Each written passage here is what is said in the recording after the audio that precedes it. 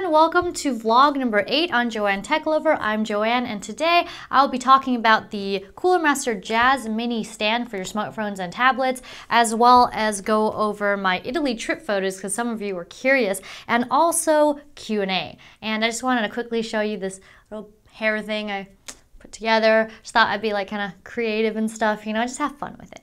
Alrighty, so let's get started. Here's a closer look at the Jas Mini by Cooler Master, and I want to note that it's got this really nice, you know, aluminum body, full aluminum body, and you get these rubber feet so it stays in place, it's not all wonky and whatnot. And this is the espresso brown version, and that one costs $29.28 as of May 29th, 2014, and the forest green version costs $29.99, and the sky blue the $28.70, so around $29. Anyway, I do love that it's quality. It's very nice, and it supports up to tablets and smartphones up to 8 inches, so it's quite big.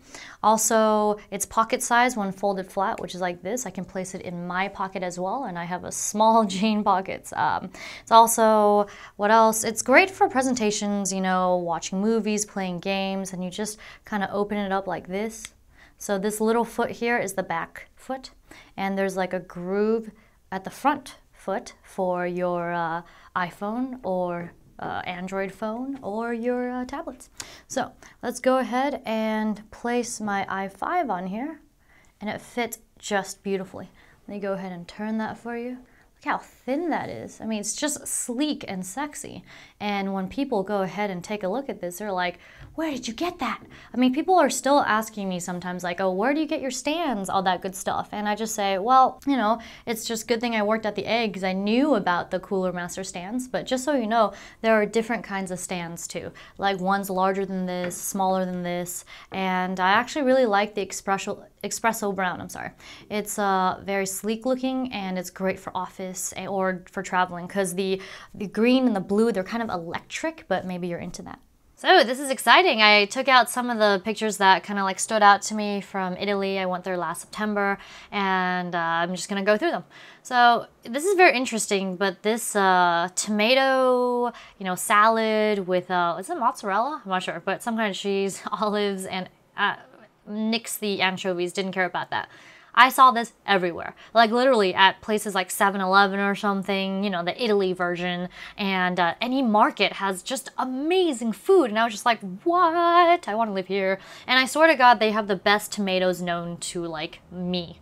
Alrighty, let's move along. So I believe the first day or two we went to Rome, so we went to see the Colosseum, obviously, and a lot of it was under construction. I heard from the tour guide, because we went with the tour, my mom and I, said that it's under construction a lot. But once you know, go inside, it's just amazing. Do you know what this reminds me of? Jumper, the movie.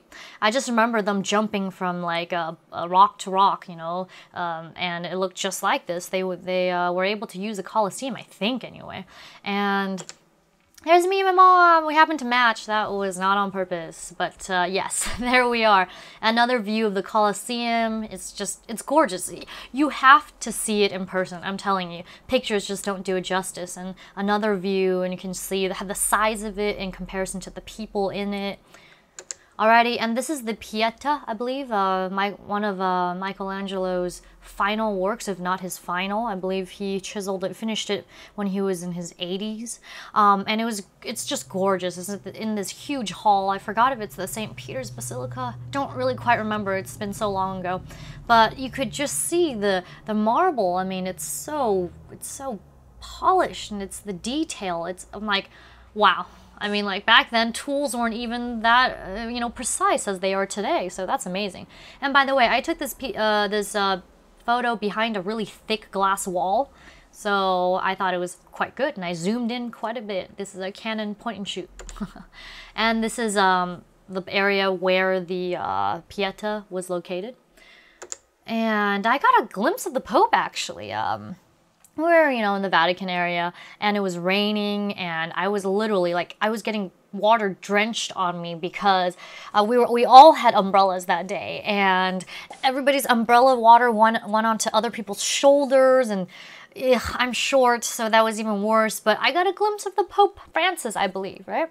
Anyway, so that was really, really cool, and he was only up there for like 10 minutes before he went back into his little house again. And what I really like about this Pope is that he's not like the old popes where they, you know, they live in, is it in the Vatican? But anyway, he didn't want to live, you know, in luxury like the other popes. He wanted to live, you know, in this hotel where people come and go, and I just thought that's really cool of him. Alrighty, and this is the Trevi Fountain, I believe. There's a specific way to do it. So you take a coin, you turn it around, make a wish, and I believe you throw it over your left shoulder. I think that's how it works, but man, this is gorgeous, and the waters were just crystal blue, just beautiful. And the Pantheon, I believe. And by this time, I was like, I am butt tired. I don't want to walk anymore. I mean, all of this stuff is gorgeous, but if anywhere you step, honestly, it's beautiful because it's just different from the States. You know, you get these beautiful old style apartment buildings, these little cafes, and everyone's so nice. Alrighty, here's some food from Italy. Yeah, I love my food. Yes, I do. Alrighty, and the waiters are so friendly. They give you roses and they give you a kiss on the cheek, but I'm like not used to that, so I'm like, back off. I'm just kidding. No. I don't know what I did. And then I forgot where this was, but this was outside of you know, the place with the Sistine Chapel. But this is on the way to the Sistine Chapel, I believe. Honestly, I wish I remembered more, but it was like last year, so I didn't take super good notes. But when I went on the Italy trip, I remembered like everything, but just kind of faded. Still beautiful though. And I believe these doors are opened every quarter century. So, I don't know, it might be kind of cool to visit Italy again in another... I forgot when they were last open, actually. Was it that year? Anyway. And Venice. Oh my god, Venice, the water city, like, it was my favorite stop of the trip. It's just gorgeous. It's breezy. It smells like seawater, but it's just, it's like a city on the water. How romantic can you get, you know? How much more that is. And some of the food there, the seafood is all right. I'm allergic now, so it doesn't matter. But the pasta, wow, that pasta was good. And this is me and my mom, you know, yeah. We kind of match. But anyway, yes, we are a fun duo, that we are. Alrighty, and then here is, where is it? Is it the square? I forgot what square it was, but St. Mark's Square, I think. Alrighty, I'm so sorry for those who are in Italy who have gone there if I said something wrong, or if, like, I'm just rusty. I am sorry. It's been a long time for me, anyway. My short-term memory is not the best. Alrighty, so, this is the square where it gets just filled up by like noontime. Everybody's there, and the cafes just like surrounding the square charge you. How much money was it? Like freaking, you know, 20 euro for a cup of coffee or something, or for a cup of coffee and gelato, and I'm like, up yours. But anyway, so moving right along. God, the gondola ride, I would so recommend the gondola ride. You get to see just, you know, such an intimate view of the city, and it's just gorgeous. I mean, it's like restaurants have doors that open up into the water. What? Well, I mean, back doors, obviously, not front doors, but that is just really cool. And there's my mom waving goodbye. Bye. Okay. To Venice. I was really sad when we left, but, you know, had to go. Oh, I don't know. Should we censor this, Joe? Should we censor this? So it's just so masculine and so sexy. Alrighty, so this is what? The epitome of a sexy male body at the time. Well, even now maybe. But this is the David. This was in Florence or Firenze. I believe it's Florence, yes. And it's giant in person. It's like, I don't know how tall, 50, you know, 30 feet? I don't know, but it's quite large. And it's gorgeous. You could even see the little details in the veins in the arms. I mean, like, seriously, you have outdone yourself, Michelangelo.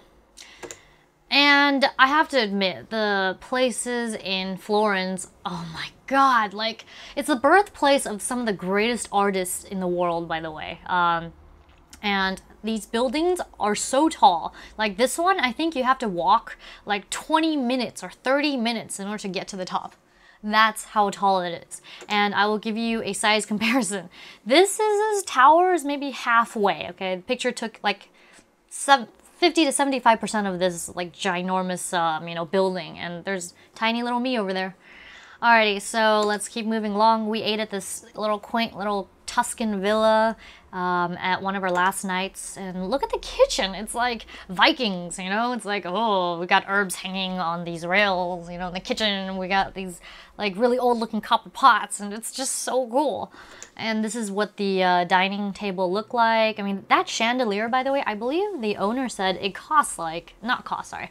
It was in the family for like, you know, a century or more or something, or multiple. And let's see, the food that they served, like everything was delicious, by the way. I wish they had more, because I love eating.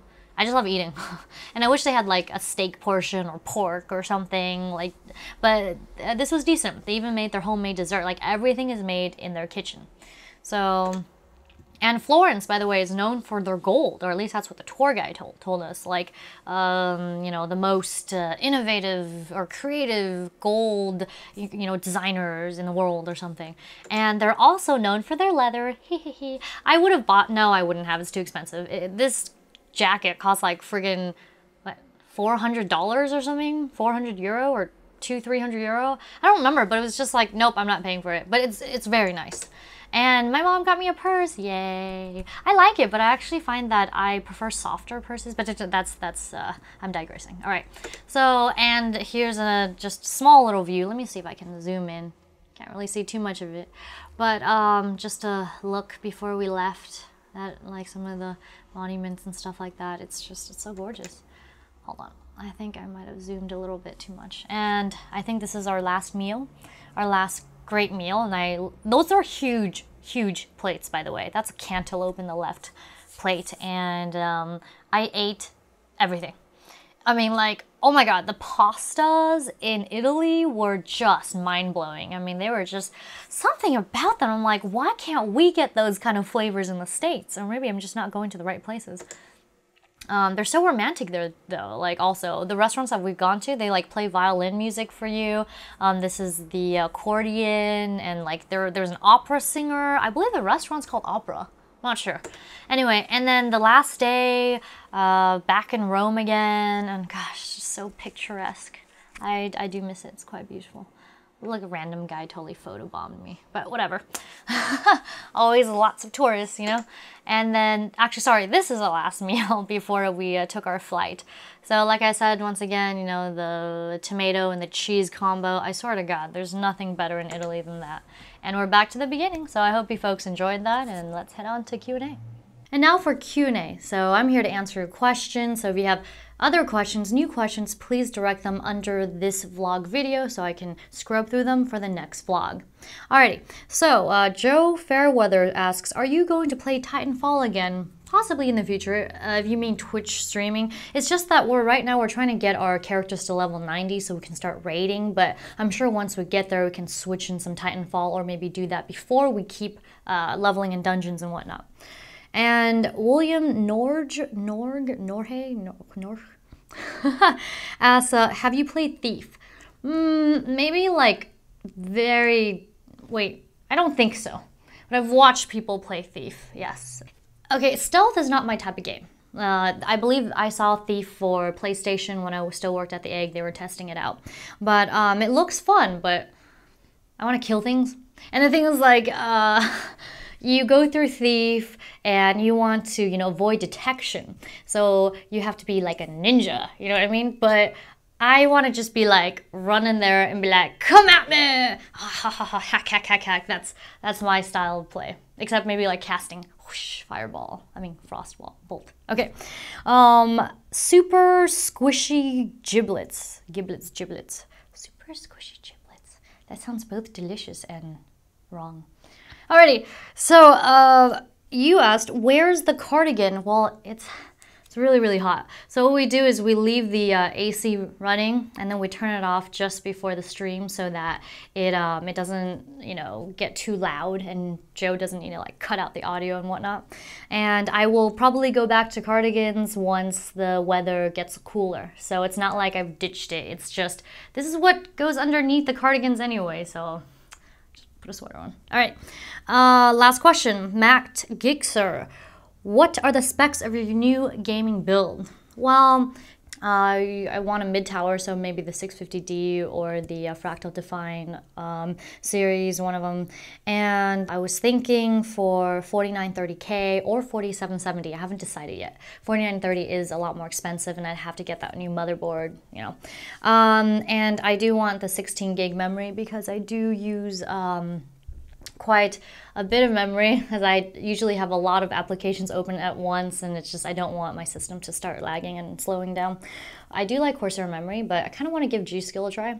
We'll see about that. Power supply, probably going with the HX series, most likely, or I might just still go with Silverstone again, because my current 850 watt Silverstone, I believe Strider, it's still functioning very well. So I might go with that again. But what else am I missing? Water cooling, probably the H100i. So, am I missing anything else? Graphics card, yes, 780, because the 780 Ti is way unaffordable, so 780 probably. And this is down the line. Hopefully I'll be able to build within the next several months, but we'll see how that goes. Well, that wraps it up for the Q&A and as well as vlog number 8. So I hope you enjoyed what you saw and you found it, you know, kind of informative, funny, all that good stuff, and you get a deeper peek into my life. So hopefully that's interesting too. I am a pretty random person, so, you know, random things pop up during the week and I'm like, oh, that's another vlog. Anyway, if you like what you saw, you want to see more, be sure to subscribe, like, and comment, because I love hearing what you have to say as well. And follow me on social media. So JoanneTechLover Facebook fan page, JoanneFoodLover Twitter, and twitch.tv/whaletoon, where I game stream with Tim on a weekly basis. Alrighty, and I guess there's one more thing. Please help donate if you can to help expand this channel, as well as help feed this techie. Nom nom nom. Alrighty. Bye-bye.